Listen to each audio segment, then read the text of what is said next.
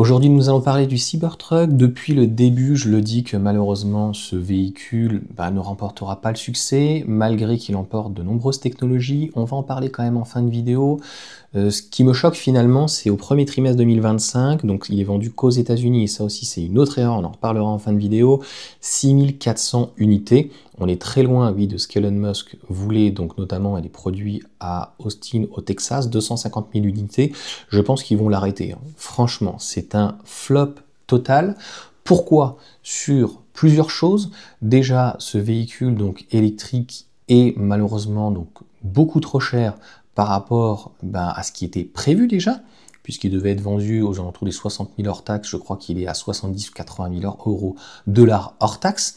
Ils ont essayé de faire une version un peu plus access, mais a priori, le développement de toute nouvelle technologie a coûté quand même très cher, et c'est pas grave parce qu'elles vont être utilisées ailleurs, mais oui, ils vont laisser un billet. Donc, beaucoup de technologies qui seront intéressantes. Bien sûr, bidirectionnel qui teste donc sur le 800 volts avec ce Cybertruck, très certainement pour le semi et peut-être d'autres véhicules. En tout cas, voilà, pour le 800 volts plus que le V2L. Il va y avoir les roues directrices, ça on connaît depuis très longtemps. Chez Porsche de mémoire, mais il y a aussi chez Renault, qu'ils utilisent très très bien depuis très longtemps. Il va y avoir, ça existe depuis une dizaine d'années, je ne sais plus si c'est Hyundai ou si c'est Lexus qui avait mis ça en place, Steer by Wheel, j'ai un accent anglais, laisse tomber, en gros c'est pas une direction électrique, mais c'est la suppression en fait de la colonne, et en fait d'avoir entre guillemets un faisceau. Ça va faire un petit peu comme les Formule 1, ça va permettre donc d'avoir un braquage où en fait on n'a plus besoin de tourner le volant, et contrairement à une direction électrique, qu'elle se durcisse. En fait, on ne le sent pas. Et donc, il y aura besoin de très très peu tourner. Ça arrive chez Stellantis, notamment sur la 208, je crois, l'année prochaine, 2026 ou 2027, que le modèle donc arrive. Donc ça, c'est quelque chose qui va généraliser. Ça a un certain coût, comme vous le savez. Donc Tesla essaye toujours donc de mettre des nouvelles technologies et que ça leur coûte moins cher, notamment le 800 volts. Ce qu'ils veulent, c'est le câblage, en fait, comme il est plus fin, que ça coûte moins cher. Mais par contre, il y a obligatoirement des composants qui coûtent plus cher, donc c'est un équilibre à avoir. Ce qui, je pense, a tué ce Cybertruck, deux choses, c'est malheureusement cette tôle de merde. Je l'avais dit, voilà, esthétiquement c'est pas très joli, ça a besoin d'un covering, il n'y a pas de peinture, c'est de l'inox, ça va pas rouiller, mais ça fait des taches, donc à l'entretien, et ce côté in, notamment de star, c'est fini, surtout quand tu passes de démocrate à républicain, et c'est pas du tout tendance à Hollywood, t'es pas assez woke. Donc pour ces deux points, ça n'allait pas. En plus, ça a remis une couche sur le problème des pièces, il y a eu des problèmes, donc je pense que ça, ils vont l'oublier.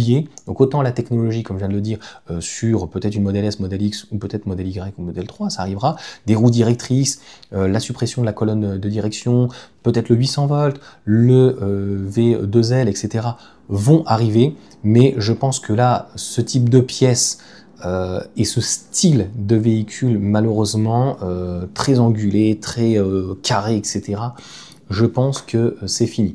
Et puis, c'était pas très grave, puisque c'était, entre guillemets, des pièces sur le haut décoratives, mais voilà, des pièces qui se barrent, etc. Donc, des problèmes de jeunesse, mais je pense que sera laissé un stigmate, et 6400 unités sur un trimestre, donc ça veut dire à peine peut-être 20 000 ventes sur l'année ou 30 000 ventes.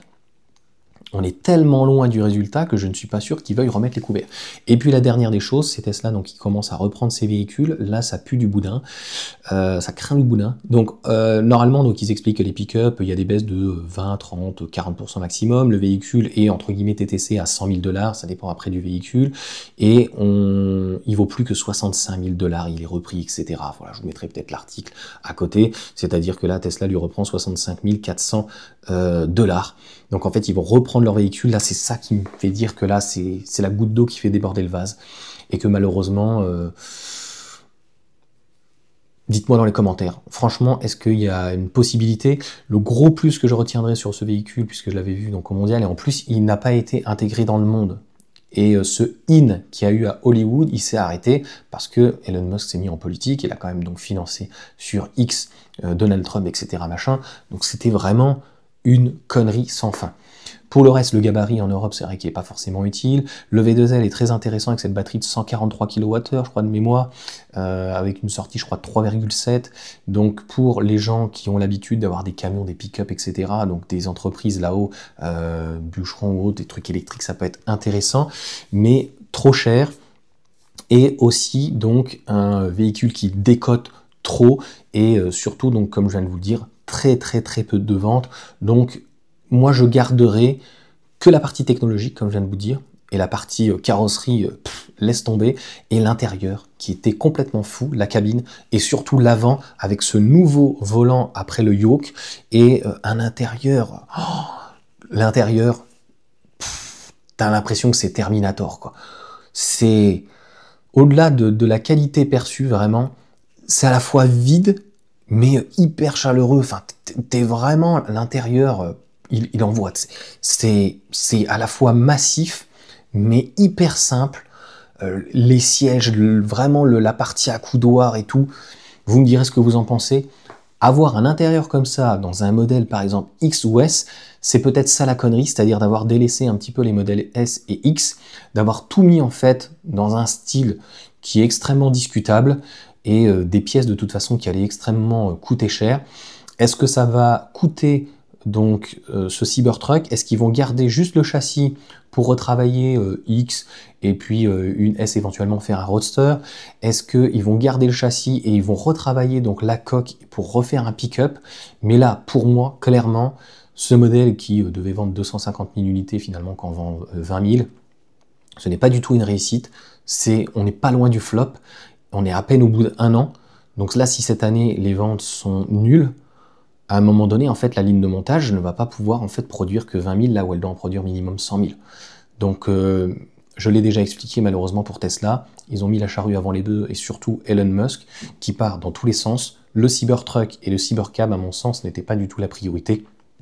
Et le modèle S, modèle X a été mis de côté, alors que pour moi, à 99 000, il était très bien situé et il pouvait faire une petite modèle S avec toutes les technologies qu'il y avait dedans, au-delà du 800 volts, mais pourquoi pas, notamment les roues directrices et l'absence donc de colonne de direction, etc., donc physique, et le bidirectionnel, etc., etc.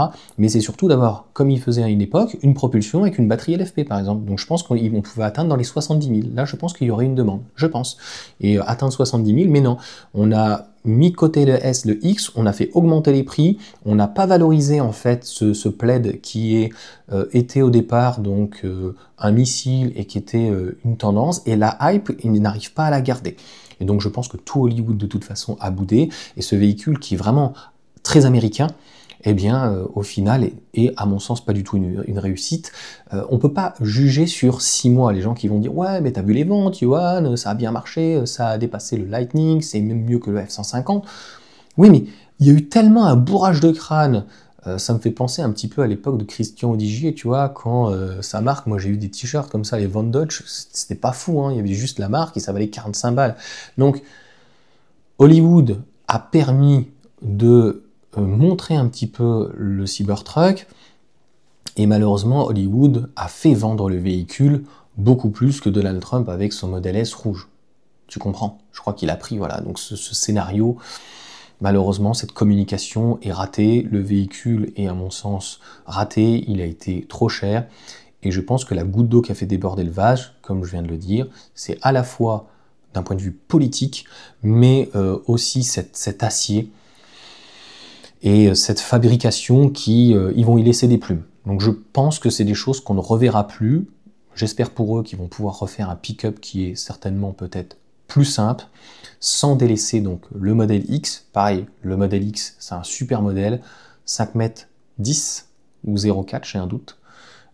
Clairement, les portes Falcon, pareil, c'est très joli, mais si ça tombe en panne, et c'est le cas, il faut dans ces cas-là les supprimer, et qu'il y ait une plus grosse cohérence. C'est-à-dire qu'aujourd'hui, on voit modèle 3, modèle Y, très bien, mais on a en tout cas 3 modèles. Je pense que s'ils veulent faire du volume, c'est pas comme ça que tu les fais. Et on voit, ça n'a pas marché.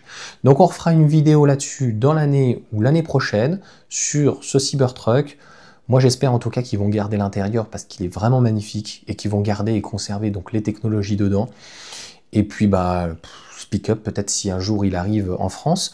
Honnêtement, s'il faisait une carrosserie et deux cabines, une très grande et plus petite, comme Ford par exemple avec le Raptor propose, je ne sais plus à combien on est, 5m10, 5m20, je crois que celui-ci est à 5m40, 5m70, peu importe, deux tailles de cabine, et que on a moins, que ça coûte moins cher, en tout cas notamment déjà au niveau de la carrosserie, et quelque chose de plus consensuel et de plus classique, hein, une sorte de modèle Y, tu vois, tu gardes l'avant, tu fais une carrosserie peint, et qu'on ait TTC entre 60 et 70 000, je pense que clairement il y aurait une demande. Mais là, pour le moment, sur ces différentes choses, ils se sont plantés. Et pour moi, c'était clairement une évidence, mais a priori, voilà, quand on voyait la tendance, une tendance, c'est pas sur du one shot, c'est une réflexion et c'est sur un minimum à un moyen long terme. Puisque une ligne de montage pour un véhicule comme ça, elle doit vivre pendant minimum 5 ans, voire plutôt 10. Donc, si là, au bout d'une année, les objectifs, tu es à 10%, c'est catastrophique. Donc moi j'ai peur que, je pense, l'année prochaine ça va s'arrêter pour le Cybertruck. Est-ce qu'ils reviendront avec un nouveau modèle, peut-être plus petit et avec une carrosserie normale, classique? Ça, malheureusement, je ne suis pas dans leur tête et je pense qu'honnêtement, je l'ai dit plusieurs fois, le Cybertruck est très joli, mais une compacte, c'était clairement plus la priorité, notamment pour faire 250 000 unités. Je pense qu'il les faisait haut la main et de prendre la base de la Model 3, de faire un véhicule plus petit, 4,30 m, une batterie plus petite, et à 40 000 honnêtement, t'enlever 10 000 € entre la batterie, les sièges même au pire des cas en cuir, un coffre électrique, il y a clairement, à mon sens, une demande. Donc ce véhicule-là, comme le Cybercab, je pense, pour le moment en tout cas, il est peut-être en avance sur son temps, mais je ne pense pas non plus, parce qu'il y a beaucoup d'erreurs et beaucoup de fautes. C'était, à mon sens, une lubie. Allez, n'hésitez pas en commentaire de me dire ce que vous en pensez. Est-ce que ils vont l'arrêter? Est-ce qu'ils vont revoir la carrosserie? Ou est-ce qu'ils sont tellement dégoûtés que voilà, ils l'arrêtent et le pick-up chez Tesla, c'est fini? Moi, j'ai bien peur que le pick-up, ils y laissent tellement les plumes que ça soit fini. Ce qui est encore une fois dommage, c'est que ce châssis, cette architecture 800 volts et tout ce qu'ils proposaient d'un point de vue technologique, que ça ne passera pas en fait aux oubliettes. Pour la carrosserie, encore une fois, qu'ils oublient et qui gardent cet intérieur et qui nous le mettent dans un modèle Y. Je pense que clairement ça cartonnerait, ou un modèle X. Ça permettrait de rafraîchir, mais encore une fois, modèle S et modèle X ont été mis, malgré qu'ils soient très jolis, même sur les prix sont un peu délirants, ils ont été un peu mis de côté, alors que c'est à la base l'essence des Tesla, modèle S et modèle X. Allez, ciao à tous.